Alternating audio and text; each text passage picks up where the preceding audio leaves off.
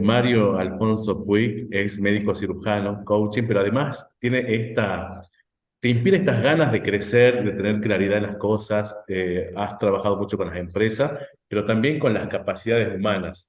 Es así, Mario, vas a estar aquí en Salta el 24 y el 25 de marzo. Ujú. Bueno, El, contanos un poquito, me llama mucho la atención y el tema del liderazgo, que va a ser el primer taller que vas a dar, el liderazgo en tiempos de incertidumbre. Hoy, ¿cómo se define un líder o qué características tiene que tener un líder? un líder es una persona que cuando comunica no solamente está explicando ideas, sino que está haciendo que los corazones resuenen. Es decir, es una persona capaz de influir a un nivel mucho más profundo que el simple intelecto.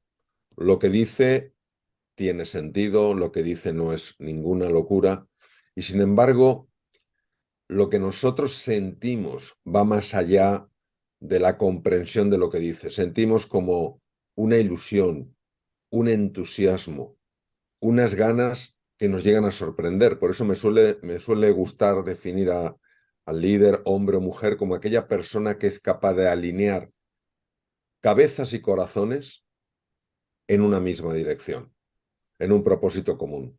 Para mí eso es lo que define a un liderazgo auténtico, no una persona que simplemente tiene un cargo, poder para premiar o castigar, sino que es capaz de elevar el nivel de conciencia de las personas. Porque cuando nos encontramos en nuestra vida con verdaderos líderes, nos damos cuenta de que podemos aspirar a una nueva forma de vivir, con mayor abundancia, con mayor salud, con mayor entendimiento, con mayor creatividad y con mayor espíritu emprendedor. Por eso, el desarrollo de las capacidades de liderazgo creo que es algo que merece francamente la pena. ¿Y cómo se construye o cómo se va desarrollando, ¿no es cierto?, esas capacidades, esas habilidades, esta construcción que hace de manera colectiva, ¿no?, con un grupo. Bueno, esa es una pregunta esencial, ¿no?, en nuestra conversación. Para poder aprender determinadas habilidades, determinados skills, determinadas capacidades, previamente hay que desaprender ciertos modelos mentales. Cuando uno tiene unas ideas muy integradas en su mente, es muy difícil que pueda acceder a esta dimensión del liderazgo. Hay muchas personas que no se sienten capaces de liderar, pero eso no quiere decir que no sean capaces de liderar. Han integrado a lo largo de su vida, tal vez desde que eran niños o simplemente jóvenes, han integrado una serie de creencias disfuncionales, una serie de ideas erróneas, pero que han tomado como reales. Entonces, lo primero que hay que hacer es dejar de juzgarnos, dejar de etiquetarnos y empezar a conocernos mejor. El liderazgo parte de un liderarse. Yo no puedo liderar a otras personas, yo no puedo realmente abrir mentes y corazones si soy incapaz de hacerlo en mí mismo. ¿Cómo voy a hacerlo en mí mismo si simplemente me estoy juzgando, me estoy etiquetando? Sin embargo, si yo me conozco mejor, si me comprendo más, entonces podré superarme. Por eso el liderarse es el primer paso. Nadie puede dar de lo que no tiene.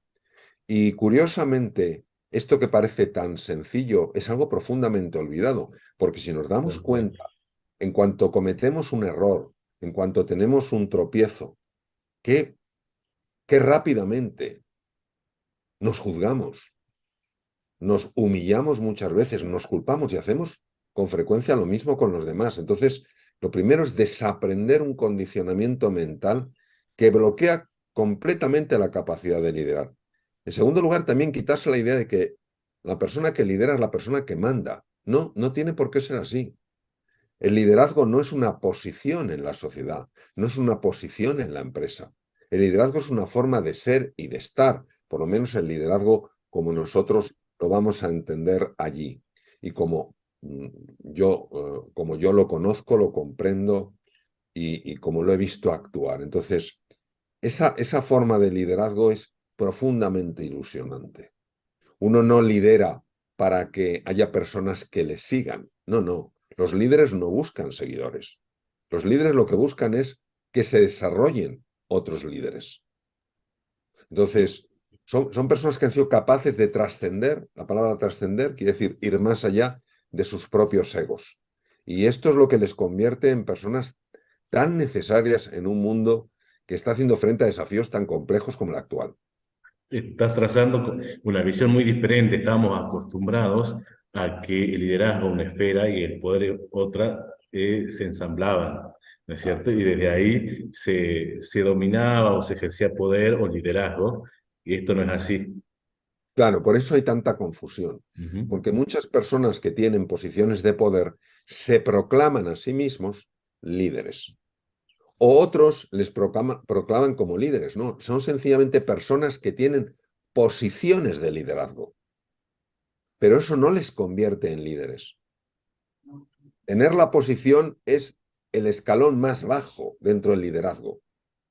Tener la disposición a ejercer como un líder en la línea de la que he hablado, eso es un nivel más alto, porque ya tienes una actitud.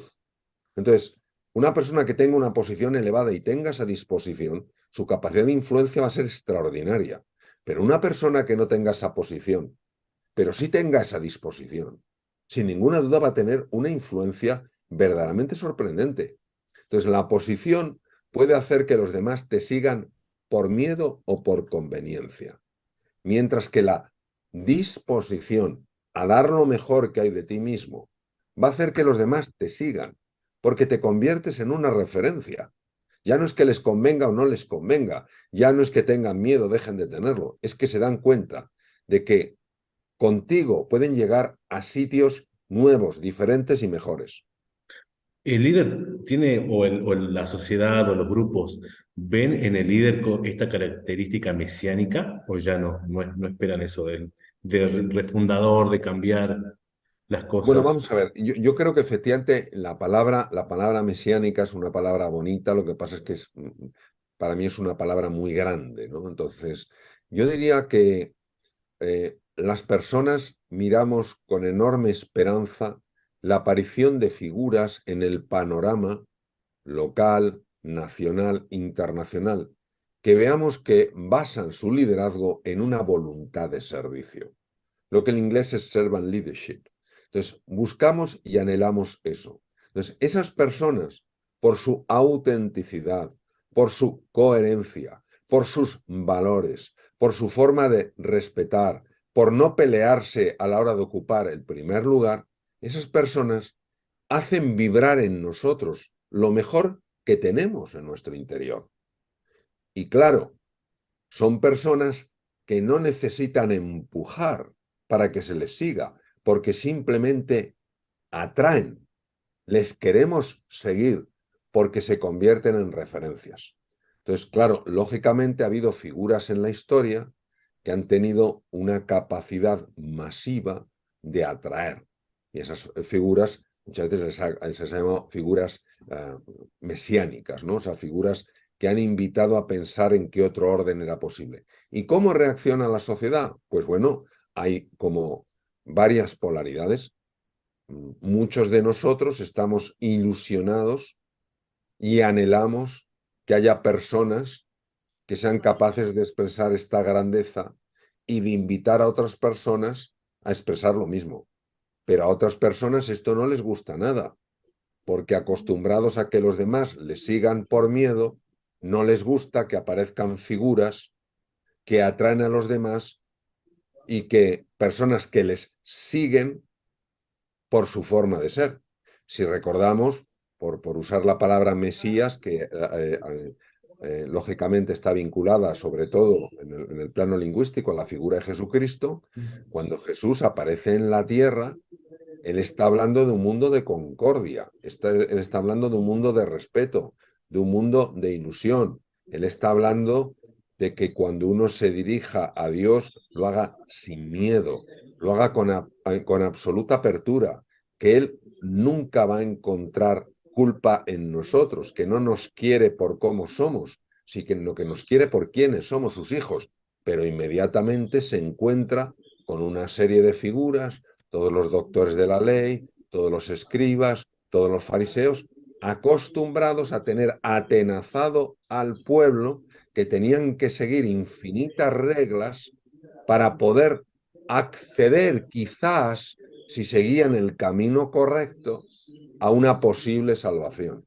Y junto con la esclavitud a la que les sometían los romanos, aparece esta otra esclavitud de orden espiritual, de tal manera que yo me imagino que las personas en aquel tiempo vivían absolutamente ahogadas, esclavizadas por fuera y esclavizadas por dentro. ¿Qué ocurrió? Pues que obviamente el poder vigente no soportó una figura como la de Jesús.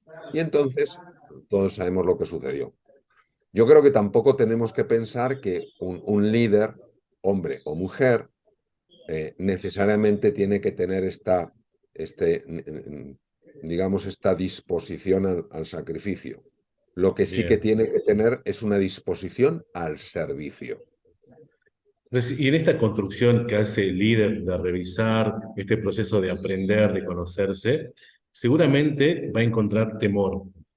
¿Cómo trabajar ese temor, no es cierto? Ese temor que a veces no se disipa simplemente y que creo que está, quizás no. ¿Cómo se trabaja eso? Bueno, vamos a ver. Yo he estudiado las emociones durante muchos años, tanto desde el punto de vista de la neurociencia como de la medicina en general, como desde la propia reflexión filosófica.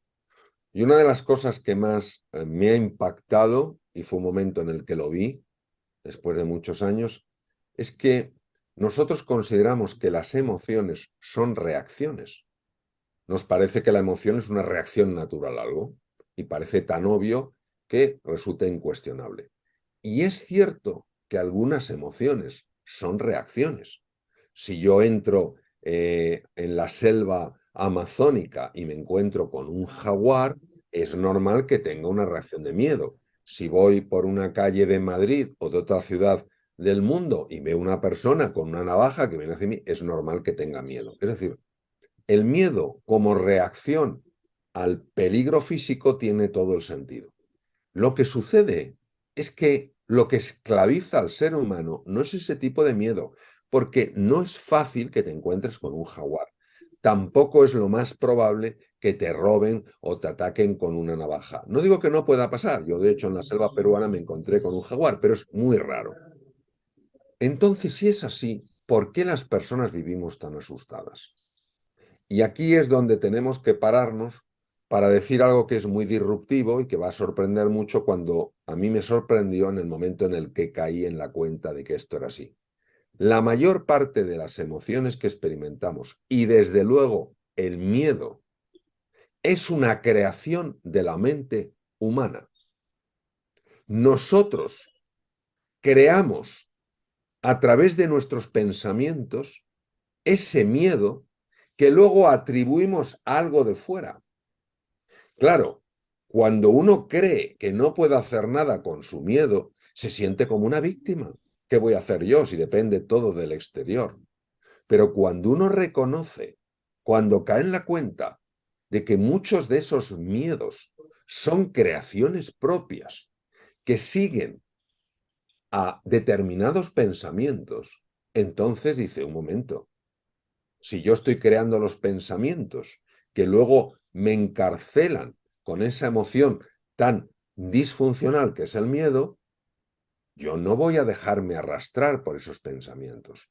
Esto tiene una importancia extrema porque tendemos Fundamental. a, claro, porque tendemos a pensar que el pensamiento es inocuo y no es verdad. Uno de los más grandes neurólogos que existe en el mundo, especialistas en el sistema nervioso, persona a la que yo aprecio personalmente y con el que estuve con él hace una serie de años en la Universidad del Sur de California, el profesor Antonio Damasio, esto lo explica de una manera maravillosa. O sea, el pensamiento se convierte en sentimiento y el sentimiento en emoción. Si yo empiezo a pensar que no puedo, es muy difícil, no hay quien pueda con esto, empiezo a sentirme incapaz y mi propio cuerpo responde generando las emociones, las hormonas, el nivel de tensión muscular, etcétera, etcétera, que me hacen sentirme profundamente incapaz. Esto, que hoy en día se sabe cómo funciona desde el punto de vista de la neurociencia, Esto lo vio hace muchísimos años el padre de toda la psicología anglosajona, el profesor de la Universidad de Harvard, William James. Fijémonos del tiempo que hablamos, que él murió en 1910. Dijo, atrévete a pesar de tu miedo y te sentirás valiente. Y estos temores que habitan solo en la cabeza, ¿no es cierto?, se trasladan a todos los ámbitos de desarrollo de la persona, no solo en Por el ámbito supuesto, laboral. Y por lo que más me supuesto, preocupa es sobre todo en los vínculos familiares o de pareja, ¿no es cierto?, que hoy por están supuesto. en un periodo por ahí diferente a otros años. Hay otros modelos, tenemos parejas abiertas, está de moda esto de si te quiero no lo demuestro por temor a ser rechazado. Eh, Se está trasladando a todo. Sí, esa es una muy buena reflexión. Vamos a ver. El miedo es una emoción enormemente poderosa y es opuesta 180 grados aparte de otra emoción, que es el amor. Muchas personas creen que el opuesto del amor es el odio. No es así. El opuesto del amor es el miedo. Es el miedo. Entonces, ¿qué quiere decir? Que el antídoto del miedo es el amor. Cuanto más miedo tengamos, menos capaces seremos de amar. Cuanto más amor tengamos, menos miedo experimentaremos. Entonces, naturalmente que estas dos emociones son fundamentales por lo siguiente. Vamos a ver. El miedo, primero, es una emoción profundamente incómoda. Nadie disfruta teniendo miedo. Número dos, el miedo afecta a procesos cerebrales, dificultando la capacidad de entender, la capacidad de conectar, la capacidad de procesar, la capacidad de aprender. Por tanto, el miedo en ese sentido supone una pérdida intelectual. En segundo lugar, el miedo libera en la sangre una hormona llamada cortisol. El cortisol no es una hormona mala, pero el miedo hace que la forma en la que se libera sea una forma sumamente patológica. Ese miedo que ha liberado cortisol, lo que está haciendo a través de esta hormona es deteriorar todos los órganos del cuerpo. El miedo a veces incluso se asocia a una liberación de adrenalina sostenida. Y esta adrenalina tiene un impacto, por ejemplo, en las bacterias del tubo digestivo, lo que se llama la microbiota, y puede hacer que bacterias que son favorables al organismo empiecen a atacar al propio organismo. Luego ya vemos que tiene también un impacto en la salud. El miedo efectivamente tiene un impacto en las relaciones, porque cuando yo tengo miedo, a través de las neuronas espejo, que las tenemos todos, la otra persona vibra con mi miedo. Y cuando dos personas sienten miedo, se sienten en peligro. Cuando una persona se siente en peligro, pone en marcha mecanismos de defensa. Estos mecanismos de defensa, lejos de acercarnos, lo que hacen es alejarnos, lo que hacen es enfrentarnos. Entonces ya podemos ver que el miedo tiene estos efectos tan negativos. Hablemos ahora del amor. Cuando una persona tiene amor por otro ser humano, por la vida, por la naturaleza, por su trabajo, por su país, por su gente, no se produce este deterioro en la función mental, porque la persona se puede relajar.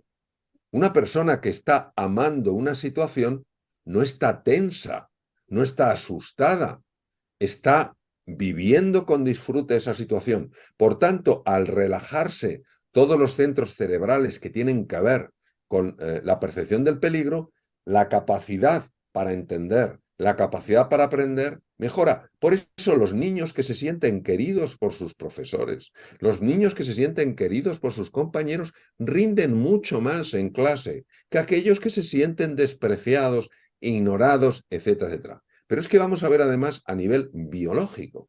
A nivel biológico, una de las investigadoras más importantes del mundo, vamos a ver si es importante o no, en el 2009 le dieron el Premio Nobel de Medicina. El Premio Nobel no se le da a cualquiera. No, Y claro. el Premio Nobel de Medicina, madre mía, con los niveles de investigación que hay, la doctora Elizabeth Blackburn, ¿qué demostró?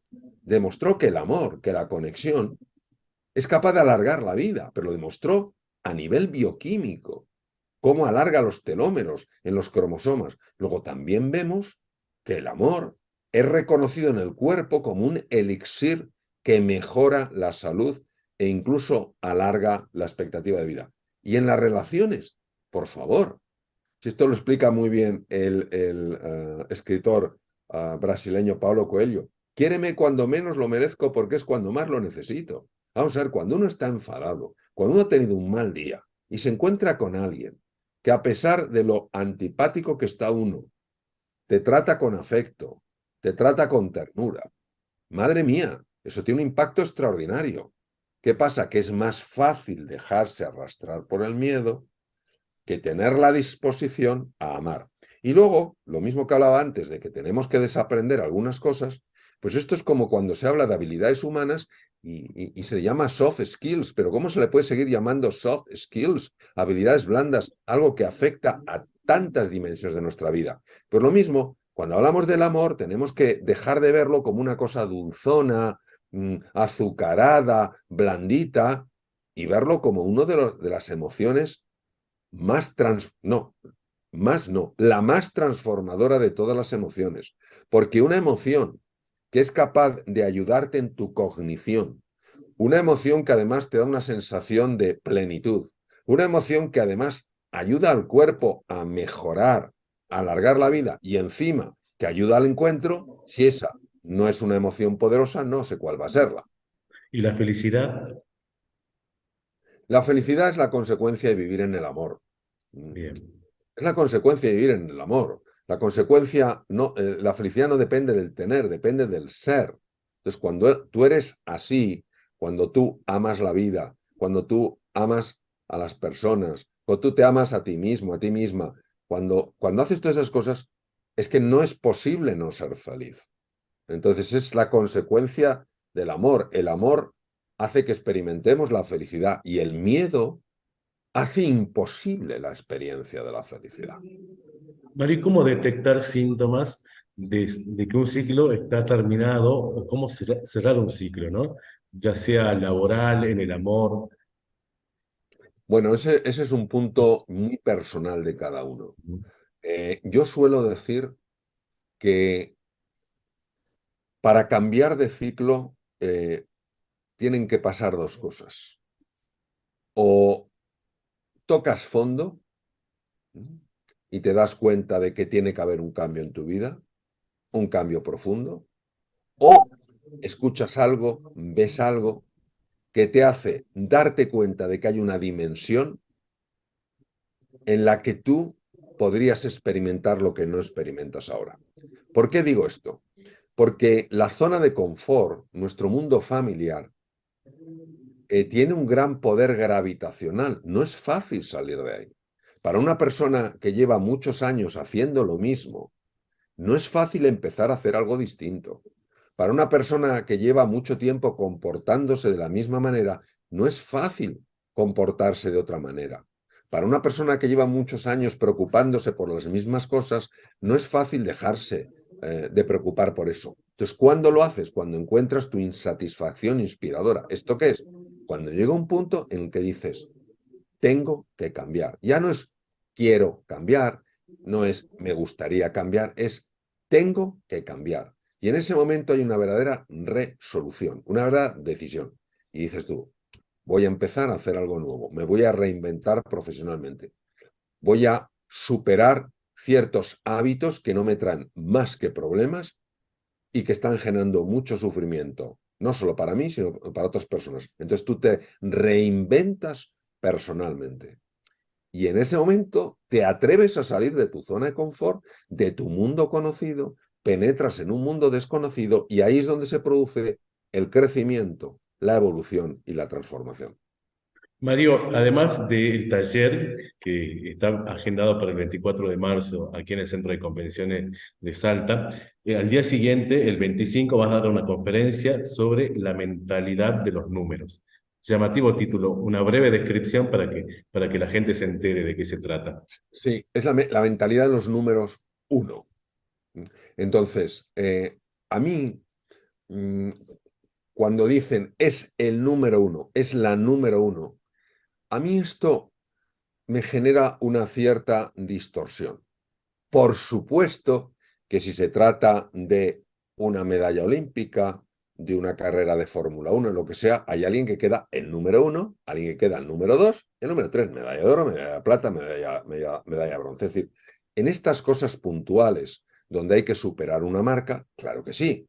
Podemos decir que el número 1 en natación durante muchos años, Michael Phelps. ¿Por qué? Porque tiene más medallas olímpicas de oro, de todos los tipos, que ningún otro nadador. Pero cuando estamos hablando de mentalidad, a mí no me gusta decir que solo hay una persona que tiene la mentalidad de un número 1, sino que todos podemos aspirar a tener una mentalidad de número 1, es decir, una mentalidad de una persona que aspira a la excelencia. Entonces, aquí no hay rivalidad. Todos podemos desarrollar esa mentalidad. Ahora bien, esa mentalidad sigue unos principios, tiene una serie de reglas, digamos. Y si nosotros no estamos dispuestos a seguir esos principios, podremos ser igual de buenas personas, podremos ser igual de inteligentes, pero no tendremos la mentalidad de una persona que quiere ser un número 1. ¿Qué No, principios? claro, no el único número 1, sino un número 1. Por ejemplo, una persona que aspira a tener una mentalidad número 1, ¿eh? Es una persona que no tiene una mentalidad fija, no es una persona rígida, no es una persona que se trae el pasado a todo lo que hace. No es una persona que está constantemente aferrada a una forma de ser y de estar, sino que tiene una mentalidad de crecimiento. ¿Y cuál es la diferencia? Que la persona que tiene una mentalidad fija ante la incertidumbre, lo que percibe es inmediatamente peligro y se queda donde está. Mientras que una persona que tiene una mentalidad de crecimiento, ante la incertidumbre ve oportunidad. ¿Y qué ocurre? Que si uno, en un mundo como el actual, que no para de cambiar, decide quedarse en su cuadrícula mental, nunca podrá ser un número 1 en nada. No digo el número 1, digo un número 1 en nada. ¿Por qué? Porque no se podrá adaptar. Ya lo decía muy bien Charles Darwin, no es la especie más fuerte ni la más inteligente la que sobrevive, sino la que mejor se adapta. Mientras que una persona que independientemente de la edad, tiene la disposición a aprender cosas nuevas, la disposición a recorrer caminos no transitados, tiene esa mentalidad de crecimiento, es una persona, obviamente, que en lo suyo se está acercándose a ser un número 1, una número 1.